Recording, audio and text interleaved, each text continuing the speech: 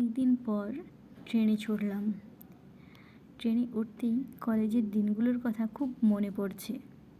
কোথায় যাচ্ছি চলুন তাহলে আজ যেতে যেতে আমার এই যাত্রাপথের ছোট্ট ভিডিওটা আপনাদের সাথে শেয়ার করলাম।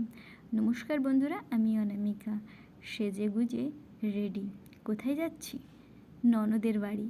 আর ননদের বাড়ি যাব, একটু শাড়ি না পরে গেলে হয়? তাই শাড়ি পরে সেজে গুজে রেডি ননদের বাড়ি যাওয়ার জন্য। চলুন তাহলে যাওয়া যাক। এই যে স্টেশন থেকে ট্রেনে উঠে চললাম, গন্তব্য ননদের বাড়ি।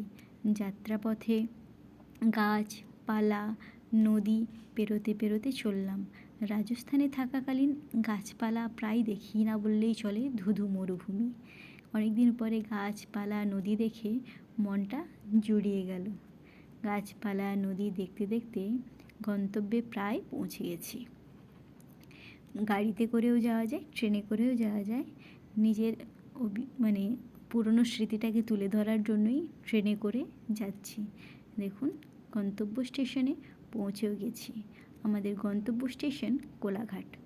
তো কোলাঘাটে নেমে ক্যামেরাম্যানকে ক্যামেরা দিয়েই আবেগে কিছুটা দৌড়তেই যাচ্ছি। অনেকদিন পরে একা একা কোথাও যাচ্ছি, বেশ ভালোও লাগলো।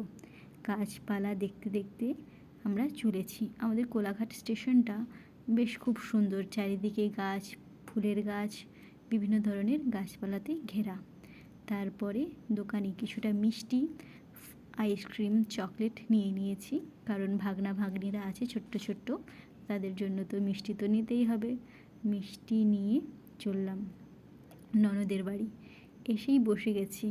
ননদ আইসক্রিমের বক্সটা দিয়ে বলল, গরমে রোদে রোদে এসেছো, নাও আইসক্রিম খাও। আইসক্রিম খেতে খেতে দিদির সাথে গল্প করছিলাম। গল্প করার পরেই দেখুন এই ছোট্ট টিয়া পাখিটা এবারে দিদিদের বাড়িতে নতুন এসছে।